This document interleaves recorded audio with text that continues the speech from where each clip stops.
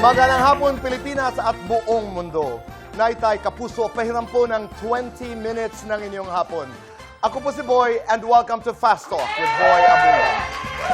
Sa lahat ng mga kaibigan natin sa Facebook at YouTube, maraming salamat. Sa lahat ng nakikinig po sa DZBB, Spotify, Apple Podcasts, welcome to your program. Maraming salamat. Starting today, we're celebrating our 3rd anniversary with the Fast Talk 3rd Anniversary Special. Ngayong linggo ay makakasama po natin dito sa ating programa, of course, Jillian Ward, Ann Curtis, Eugene Domingo, Andres Mulak, at ang bagong sangre, ang mga sangreng Glyza, Kylie, Gabby, and Sanya. Masayang linggo. At lahat po ito ay naging posible dahil sa inyong suporta. Maraming salamat. Maraming salamat sa patuloy po ninyong pagpapatuloy sa amin, sa inyong mga tahanan at puso araw-araw. Maraming salamat po to the men and the women of Fast Talk who make this show possible. Sa aming mga bosses dito sa GMA7, sa inyong paniniwala ho sa amin, maraming salamat. Sa ating mga advertisers who continue to support us, to our marketing team, thank you sa inyong paniniwala sa amin. At sa lahat ng mga artista, sa lahat ng ating mga panauhin, sa lahat ng ating mga kaibigan na patuloy na naniniwala at sumusuporta po sa Fast Talk with Boy Abunda. And this includes our legal team, represented by Attorney Ibarra. Maraming salamat po. Simulan na ho natin ang ating programa for today's talk. Nagsalita na ang ina ni Rian Ramos tungkol sa eskandalong kinakaharap nito ngayon. Noong January 28, nagtungo sa NBI si alias Totoy, ang driver ni Rian, para ireklamo ito sa pananakit, torture at illegal detention. Kasama sa mga nireklamo sina Michelle D., ang beauty queen na si Samantha Panlilio at 2 bodyguards. Sa pahayag ni Clara Ramos sa Facebook kanina, tinawag niyang lying thief si Totoy. Kwinestyon niya ang pagtulong kay Totoy ng Volunteers Against Crime and Corruption o VACC. Ayon kay Clara, I quote, "It has helped fuel this social media frenzy, leaving the one stolen from and betrayed to be victimized even more by depraved imaginations with stories morphing like cancer," end of quote. Dagdag niya, brutal ang mga pambabas na inabot ni Rian at tinawag niyang sick ang sinumang nasa likod ng mga paratang sa kanyang anak. Nanindigan naman ang VACC sa kanilang desisyon na tulungan ang driver ni Rian, lalo na't laban umano ito sa pagitan ni David and Goliath. Sa aming panayam kay VACC President Boy Evangelista, kanina, sinabi niyang naiintindihan niya ang sentimiento ni Clara at maging ni Melanie Marquez bilang isa ring ama. Pero nanindigan si Boy na tungkulin ng VACC na tulungan at depensahan ang mga biktimang kagaya ni Totoy na wala raw kakayanan na kumuha ng abogado. Personal umano niyang krinos-examine ng 2 oras si Totoy bago sila nagdesisyon na i-assist ito sa NBI. Ang VACC ay isang non-profit, non-political, and non-government organization na tumutulong sa mga biktima ng krimen at korupsyon. Samantala, nagkakahalaga raw ng 30 million pesos ang mga sensitibong litrato na ninakaw di umano ni Totoy mula kay Michelle. Ito ay kinumpirma ng abogado ni Michelle at Rian na si Attorney Maggie Abraham Garduque sa kanyang text message sa amin kanina. Kinumpirma rin ni Attorney Maggie ang naunang pahayag ng VACC na nagpadala si Michelle ng 2 tauhan sa bahay ni Totoy sa Samar. Ito ay matapos umanong magsumbong kay Michelle, ang misis ni Totoy, na kinuha ng kanyang mister ang mga nawawalang sensitibong litrato. Sinabi umano ng misis ni Totoy na 2 sa mga ito ay nasa kanya.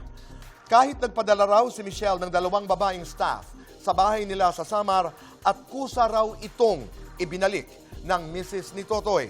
Dagdag ni Attorney Maggie, 9 out of 10 photos ang naibalik na kay Michelle at hanggang ngayon ay hindi pa naibabalik ang isa. Na-refile na rin ng abogado ni Michelle ang reklamong qualified theft laban kay Totoy matapos itong ibasura ng Makati City Prosecutor's Office. Kokonsultahin din ni Atty. Maggie si Michelle kung magsasampa siya ng formal na reklamo kaugnay sa pananakit di umano sa kanya ni Totoy noong January 18. Noong araw na yun, naghain ng blotter si Michelle sa barangay Ordaneta sa Makati. Ayon kay Michelle, kinumprontan niya raw si Totoy pagka-uwi niya mula sa Iloilo noong madaling araw ng January 18 tungkol sa mga nawawalang sensitibong litrato. Nang sinabi raw ni Michelle na ipapapulis niya ito, hindi raw ito nagustuhan ni Totoy, kaya't hinablot niya umano ng malakas si Michelle sa kaniyang braso. Nagkapasa-pasa umano si Michelle at nagkaroon ng mga kalmot at bakat ng kuko sa braso. Pero sa panayam ng 24 oras kay Totoy noong Biyernes, giniit niyang hindi totoo na sinaktan niya si Michelle. Ayon sa kanya, ginising raw siya ni Michelle pagka-uwi nito mula Iloilo noong January 18 at tinadyakan di umano sa ulo. Kinuha din umano ni Michelle ang kamay ni Totoy at puwersahang idiniin sa leeg ni Michelle. Kanina pinuntahan ng aming team ang tanggapan ng NBI pero wala pa silang ibinigay na updates tungkol sa kanilang investigasyon. Once we have the latest updates, ibabahagi po namin ang mga ito sa inyo. Maraming salamat. Samantala, ito ay good news naman. Nanalo ang Kapuso Singer at the Class 2025 first runner-up na si Arabel de la Cruz sa Veiled Cup na ginanap sa South Korea. Palakpakan po natin. Ang Veiled Cup ay isang South Korean international singing competition kung saan 27 singers all over Asia ang nakalaban ni Arabel. Wow! Among them, 4 na singers from Laos, Korea, and Thailand ang kanyang nakatapat sa Grand Finals kahapon lamang. Napatili ang judges sa husay ni Arabel as she sang Feeling Good ni Nina Simone for her final performance. And one of them even gave her a perfect score of 100. Nakausap namin si Arabel kanina from South Korea at narito po ang kanyang pahayag. Ngayon po, hindi ko pa rin napaprocess ng buong buo yung mga nangyari. Sobrang daming talented na tao na sumali dito sa contest na to mula sa iba't ibang parte ng Asia. Pero tayo yung nabigyan, tayo yung pinalad na manalo. Kaya sobrang saya ko kasi this is my first international competition and my first ever out of the country. And I did not expect anything. Pero sobrang blessed, sobrang nagpapasalamat ako sa inyong lahat, sa lahat-lahat ng mga tao nagtitiwala sa akin. Congratulations, Arabel. Sana ay magkaroon tayo ng pagkakataong magkausap dito sa Fast Talk. Samantala, Naitay Kapuso, kami nakikiramay po sa pamilya Barreto sa pagpanaw po ng kanilang matriarch na si Tita Inday Barreto noong January 29. You have our love and prayers. Maraming salamat po. Samantala, ang una nating panauhin sa ating anniversary week, Naitay Kapuso, please welcome the star, or rather, the superstar of the new gen, Jillian Ward!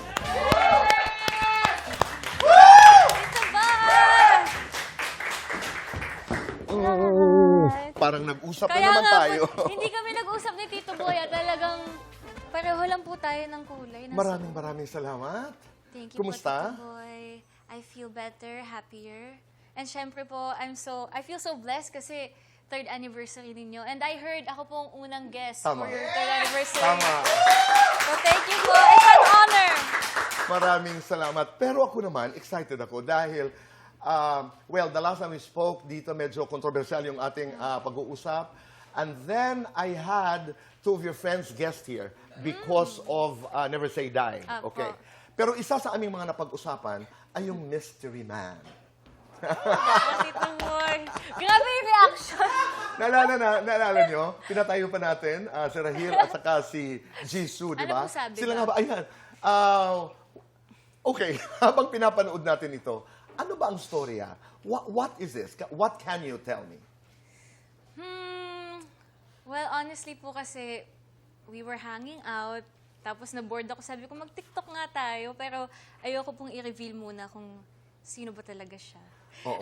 Sa tamang panahon, Sa di ba? tamang panahon. Oo, pero paano? So, you were just hanging out and then you just decided on the spot na, Yeah. ba't hindi tayo Opo, gumawa? opo. Ganon. Ba't Ano hindi ang tayo kanyang TikTok? reaksyon? Game naman po siya. Kasi, ewan ko ba, game naman po siya sa lahat ng gusto kong gawin, in fairness. Talagang wala kang gugustuhin na hindi niya susundin. Yan ang nararamdaman ko. Pero ang galing niyo naman, wala talaga, no? Yes, wala Biceps po. lang talaga. Nakailang takes po kami niyan. Dahil Okay. ayoko po kahit tenga niya makita. Ayun, Yes. ilang takes. Okay. Pero nagbibigay ka, in your interview, I think, with Nelson Canlas, napanood ko yun eh, nagbigay ka ng clue.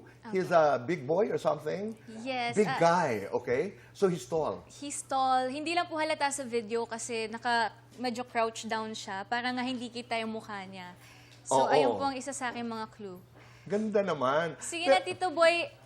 Ikaw po yung pinakamarami kong bibigyan ng clue. Naku, exciting. 'Cause I love Okay. you. Let me ask you a couple of questions. Okay. So, ito ba'y Filipino o foreigner? Pinoy. Pinoy. Okay. Ito ba'y artista o non-showbiz? Okay, eto, may clue po ako sa inyo. Nasa showbiz siya, pero hindi lang showbiz yung ginagawa niya. Hindi lang showbiz? Yung ginagawa niya. Meaning, Kumbaga, hindi lang siya public figure. I mean, parang may iba pa po siyang skill. so ibig sabihin pwede siyang negosyante, pwede siyang teacher, pwede siyang politiko, pwede ganon. Pwede po. Oh, wow, okay. So, siya ba'y mestizo moreno? Hindi ko sasabihin po. Pero sasabihin ko yung age. Sasabihin ko Oh, yung age. Oo. Magbigay na lang po ako ng ano. Sige, ng range. Ng range. Oo. Mga 22 to 24. Perfect. Yes. You're turning 21 on February 23. 23. Tamang-tama. Okay. Wow, okay. Ito na lang. Ito ba'y taga GMA? Secret, I don't want to say. Pero paano kayo nagkakilala? Yun na lang. I mean, general. Dahil din po sa showbiz, actually. May kinalaman sa showbiz. May kinalaman sa showbiz. Opo. Pero one day, Jillian, you will introduce him to the public. Kung tatagal po ng gano'n, I hope. Kung I tatagal. hope tumagal ng gano'n. So, importante yung elemento na yon na kailangan magkasundo, magtagal. Pero nasa ang stage na ang inyong relasyon? Nasa ang stage na ang kanyang panliligaw? Actually po kasi sa lahat ng mga parang nanligaw sa akin, I think, siya yung talagang pinapa-feel niya na super special ako, ganun po. Okay. 1 to I 10, think. ang chances niya para sagutin mo? Nanonood yun, for sure. Nanonood yan. Sigurado ako. So, 1 to 10. Nanonood yan. Nasaan siya? 10, 11, joke. Ganda yun. Ang mami, anong kanyang reaksyon ng mama? Kasi also po, he's very nice to my mom. Importante yun. Yes. Ayan, lagi siya nakalike kay mama. And then, Follow kay mama. ano siya? Is he the seloso type? Nauunawa ng trabaho mo? What is he like? He gets my job. Kaya sobrang importante rin po sa akin yun. Kumbaga, parang may sarili-sarili po ngayong mga buhay. Ganon. Oo.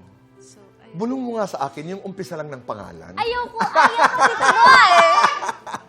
Mamaya after the show, just the sige beginning pa. of the name. Sige Okay, po. but ang importante, napapansin namin kung gaano ka kasaya. Thank you Because you po. can make him an inspiration. Di ba? Yes. Is this the first time you're actually in something like this?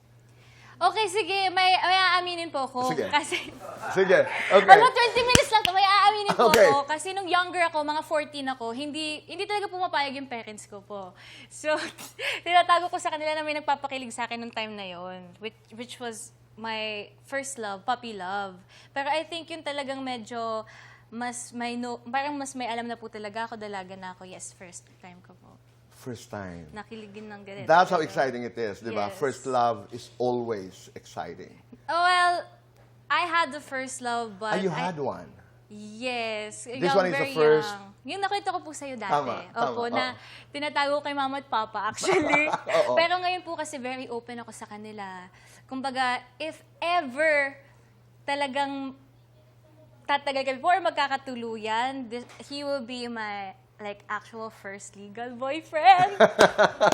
Yes! Looking forward, di ba? Opo. After all, you're turning 21, you've been working, and po. you've been a very, very good girl. So, good things happen. I think I deserve it. I think I think so, too. I think it's time na rin naman po. Kaya guys, hindi na ako minor po. Pagbigyan niyo naman ako. Magta-21 na ako sa Feb 23. Pero alam mo, sa isipan ng ibang tao, 13 ka pa lang, 14 ka Ganun pa nga lang. po. Pag may nagko-comments po, kunwari, meron pong medyo ang damit ko, pang dalaga. Oo. May mga nagko-comment po na parang, uy, ilang taon ka pa lang, hindi ka pa 18. Parang, 21 na po ako this Feb 23. Oo, So, ayun. Valentine's Day. I mean, ilang araw na lamang. I mean, next week is Valentine's Day. Will you, may mga plano? Will you be going out together? I hope so. Opo. Nakabantay na ako doon. Alas 7 pa lang ng umaga. Susundan ko na. Magsasend po ba ako ng selfies sa inyo? But I'm just happy that you are happy. And talking about blessings, one of the blessings, itong never say die. Congratulations. Thank you, Lord. Alam mo bakit naalala ko?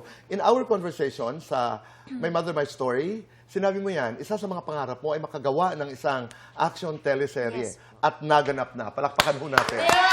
Dreams come true. Thank you, Diba? GMA! And thank you, Tito Boy, kasi feeling ko po nakuha rin po ng Jamie talaga yung idea dahil sa interview natin. Oy, sana nga. Yeah, thank you po. Say it and it happens, parati kong sinasabi. Ano ba ang Never Say Die? What is it? Like ko po sinasabi sa interviews, hindi lang po siya basta action show. It's an action show with a purpose. Kumbaga, may message po itong storya namin. Mabubuksan po yung mata ng mga kabataan sa mga nangyayari sa bansa po natin na hindi masyadong nabibring into light. Kumbaga, this is a very courageous show made by GMA. And I'm so proud of it kasi po, first time ko mag-a-action. And hindi lang siya yung basta laban-laban lang, ganon. Talagang may reason po bakit kami nakikipaglaban. You play Joey Delgado. Yes. Pero ibig sabihin may mga fight scenes ka rin, gano'n? Yes, meron Talaga? po. So paano ka naghanda? Well, nakatulong po yung after Longo Girl. Nahilig po talaga ako sa pagja-jogging. Medyo naging mas fit po ako. So meron kang mga routines, gano'n? Meron po. Tapos nag-workshop pa po. Mga 4 na workshop ng basic taekwondo and gun handling. Tapos po paano po maghawak ng knife. Wow! So ano yung mga moves ng taekwondo? Bigyan mo ako ng Ay, yun naman taekwondo sample. naka-skirt. Yung mga ganun-ganun Hindi, siguro lang. po yung sa knife, yung Aha. parang, sabi po, dapat from here, tapos bababa. Parang, may parang swift motion po siya. Pero importante yan, Yes. ha? Na marunong ng self-defense. Yes po, totoo. Di ba? Para na ipagtatanggol mo ang iyong sarili. Yes Wow. Dito kasama mo si David Licauco. Yes, yes. Again, no? I mean, David Licauco. Maraming nagsasabi, is this a love team? Is this a love team? No. Actually po, I'm very proud of this show kasi usually po, di ba, kapag nagtatandem ang isang babae at lalaki, they think love team agad. Tama. But for Oh. this show, we're an action tandem. Kumbaga, po kami, parang kung may Ghostbusters, kami naman po ang mga busters ng mga ng mga masasamang tao. Okay, I And get we're- it. We're gonna Alright. do it together. So, ayun po, parang hindi namin focus yung parang kilig. Yung ganon. love angle, Yes ika po. nga. For Oo. this show talaga, may bigger purpose po yung show. At saka it seems like you're creating or you've created that group, you know, that barkada. Apo, Jisoo, yes. sila Rahil. And it seems like you're having a lot of fun. Yes po. Ganda. Invite everybody, Jillian. Mga kapuso, sana manood po kayo ng Never Say Die. Mamayang gabi na po yan, 8:55 p.m. Yes! Yes! Kinakabahan po ako, pero ang pinaka-importante lang po sa akin is may matutunan po yung mga manonood. So sana mag-enjoy po kayo at may matutunan kayo. Importante yung kaba na yun eh. Excitement yun eh. Yes. Diba? At sabi mo nga, it is a serye with a A purpose. At napakahalaga yan, lalo na ngayon sa ating bayan. In a lot of interviews I read last night, ang dami kong binasa, lumalabas at lumulutang talaga, it's a very passionate desire to make your mama proud. Ang gusto ko lang malaman, Jillian, bakit? Saan ang gagaling ito? Ang kasagutan po sa pagbabalik ng Fast Talk with Boy Abu.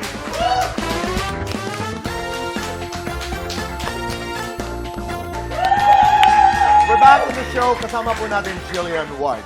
Jillian, you're very passionate about wanting to make your mama proud. Yes. Bakit? Ever since baby kasi po ako, I think yun talaga yung pinaka-purpose ko in life, is to make her proud. Usually kasi po, pag may ginagawa ko na para lang sa sarili ko, parang hindi po siya sobrang fulfilling for me. But when I know na proud po siya sa ginagawa ko, dun ako pinakamasaya.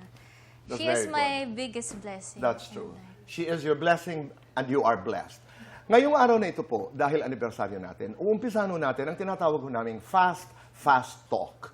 Susubukan natin. And ang unang magsiset ng record si Jillian. Di ba? Tingnan natin sa mga darating na araw. Pag ginagawa ho natin ang fast talk, kung merong makakatalo sa record ni Jillian. Hala, so Okay? okay po, okay. A Never Say Die starts tonight. Apo. Okay? Okay. Here is fast talk. Jillian, never say die, never say goodbye. Never say die. Action drama. Action. Iyakan ba dagulan? Dagulan. Honey money. Honey. Hug muna, kiss na. Hug muna. Binibaby ka o binibaby mo? Binibaby ako. Guwapo, cute. Dinner Guwapo date, na cute. movie date. Movie Aaminin, date. kikim-kimin.